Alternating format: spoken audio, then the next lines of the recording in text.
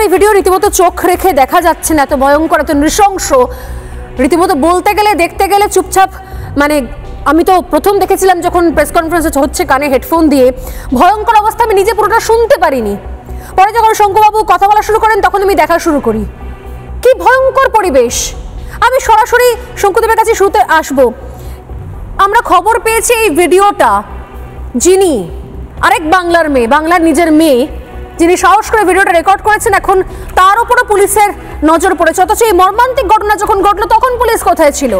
এই ভিডিও থেকে প্রতি মুহূর্তে বোঝা যাচ্ছে যে এখানে শুধুমাত্র বিজেপি করাটা মূল অপরাধ হয়ে গেছে, কারণ পরিবারের নাম বদনাম হয়েছে, পরিবারের মধ্যে অনেক কাজকর্ম হতো, এলাকায় তোলাবাজি, কাটমানি, দুষ্কৃতি, দৌরাত্ম্য, তৃণমূলের যারা ধামাধারি হয়ে করতেন তাদের কাজে কমে নাকি ক্ষতি হয়ে যাচ্ছে বিজেপি করার জন্য, তার জন্য তাকে চরম পরিণতি। অথচ এই ঘটনা যখন আমাদের কাছে এসেছিল প্রথমবার, আমার কাছে কেন সমস্ত সংবাদ মাধ্যমের কাছে, তখন বলা হয়েছিল যে পারিবারিক বিবাদ, সম্পত্তি নিয়ে বিবাদের জেরে নাকি কোনো একটা খুনের ঘটনা ঘটে গেছে।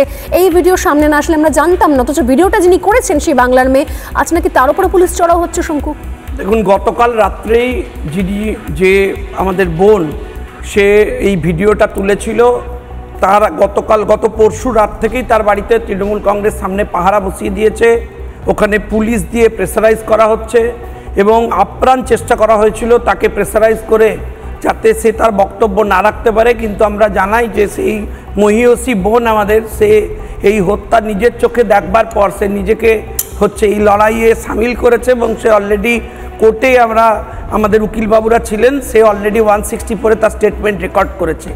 এবং আমরা জানাই যে আজকে দুপুরবেলা প্রেস কনফারেন্স করবার পরে সঙ্গে সঙ্গে ওখানকার থানার যিনি অফিসার ইনচার্জ আছেন তিনি আইওকে দিয়ে ওই মেয়েটির বাড়িতে 164-কে ট্র্যাক করে নোটিশ ইস্যু করিয়েছেন এবং বলেছেন ইমিডিয়েটলি ওই ডকুমেন্ট যেন তাকে জমা দেওয়া হয়, যাতে রাজ্য পুলিশ দায়িত্ব নিয়ে ওই ডকুমেন্ট, এই এভিডেন্স ডিস্ট্রয় করতে পারে। ওরা চেষ্টা করেছিল 8 তারিখ যেদিন এই ঘটনা ঘটে, তারপরে 8 তারিখ থেকে 11 তারিখ লেগেছে, 10 তারিখ লেগেছে পোস্টমর্টম করতে 2 দিন। আমরা চিঠি দেওয়ার পর মৃতদেহ পর্যন্ত ওরা লোপাটের পন্থায় গো হেড করছিল। এখানেও মৃতদেহ জ্বালিয়ে পুড়িয়ে শেষ করে দেওয়ার ছকে ছিল এবং সেটা করা যায়নি। এবং যেখানে ঘটনাটা ঘটছে এটা ওখানকার ওই ঢালিনাকে এসপি আছেন, তার পলাশ ঢালি, তার অফিস থেকে 100 মিটারের মধ্যে। আপনি ভাবুন। এবং আমি প্রশ্ন করতে চাই এই রাজ্যের মাননীয় স্পিকার, মানে হচ্ছে তার বাড়ি না তার দপ্তর, তিনি থাকেন ওখানে এসপি অফিসের পেছনে ঘটনা ঘটছে। এবং আপনি ভাবুন কোন জায়গায় পরিস্থিতি, আপনাকে বললে অবাক হয়ে যাবেন। এই থানার যিনি ওসি সৌম্যজিৎ রায়, তাকে রাজ্য সরকার বেস্ট ওসির মেডেল দিয়েছে 15ই আগস্ট, রাজ্যের মুখ্যমন্ত্রী দিয়েছেন। কেন দিয়েছেন? এই সবের জন্য। গতকাল কলকাতা হাইকোর্ট ওই ওসিকে একজন মেয়ে 5 দিন নিখোঁজ বলে স্যার তাকে পার্সোনাল অ্যাপিয়ারেন্সের নির্দেশ দিয়েছে।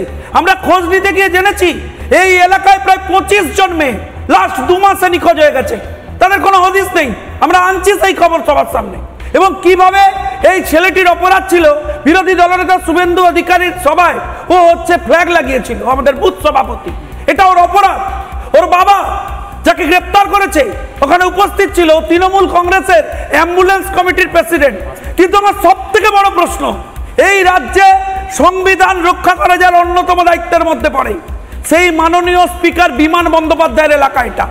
আমি তাকে স্পিকার হিসেবে প্রশ্ন করব না, কিন্তু বিমান বন্দ্যোপাধ্যায়কে আমি এমএলএ হিসেবে প্রশ্ন করব যে যারা গ্রেপ্তার হয়নি, পালিয়ে বেড়াচ্ছে, তাদের সাথে আপনার কি সম্পর্ক আদৌ কিছু আছে? আপনি কি তাদের চেনেন? তারা কোন দল করে? এই ছবি প্রকাশ্যে না এলে তো কোনোদিন তৃণমূল কংগ্রেস স্বীকার করতো না। আচ্ছা, বলছে পারিবারিক, এক সেকেন্ড, খবর আমাদের কাছে এসছে, আমাদের কাছে কেন সমস্ত সংবাদ মাধ্যমের কাছে এসছে, খবরটা বলা হয়েছে কি যে এরকম একটা খুনের ঘটনা ঘটেছে, বিজেপির বুথ প্রেসিডেন্ট কেউ একজন খুন হয়েছেন। কি কারণ? না পারিবারিক বিবাদ, সম্পত্তি নিয়ে বিবাদের জেরে বিজেপির কোন বুথ প্রেসিডেন্ট খুন হয়েছেন বলে খবর এসছে। ম্যাম, পারিবারিক বিবাদে লোকে জিজ্ঞেস করবে তুই কি করিস, বলছে বিজেপি করি। বলো ভুল করেছিস, বিজেপি করা উচিত হয়নি। মার খেতে খেতে গোগাতে কথা সে বলছে আমার ভুলটা কি হয়েছে বলো, ভুল কি হয়েছে বিজেপি করা ভুল হয়েছে, তার সঙ্গে গালিগালাজ। আমরা তৃণমূল, আমার তোর বাড়ি তৃণমূল, জ্বালিয়ে দে, তুই বিজেপি করা সাহস কোথা থেকে পেলি? আমি স্পষ্টভাবে একটা কথা আজকে বলতে চাই, আমাদের সবথেকে কষ্টকর জায়গা হচ্ছে, দেখুন যে গণতন্ত্রে আপনি আমার মতকে সমর্থন নাও করতে পারেন, কিন্তু কি কায়দা করেছে তৃণমূল কংগ্রেস আপনি ভাবুন। প্রথমে ওর পরিবারকে প্লান্ট করেছে, গরিব পরিবার, তারা অ্যাম্বুলেন্সের নেতাগিরি করে, তার বাবা, হয়তো তাদের মধ্যে কোনো দ্বিমত থাকুক বা না থাকুক, সেটাকে ফ্রেম করেছে। ফ্রেম করে তার বাবা আর দাদাকে গ্রেপ্তার করে জেসিতে পাঠিয়ে দিয়েছে।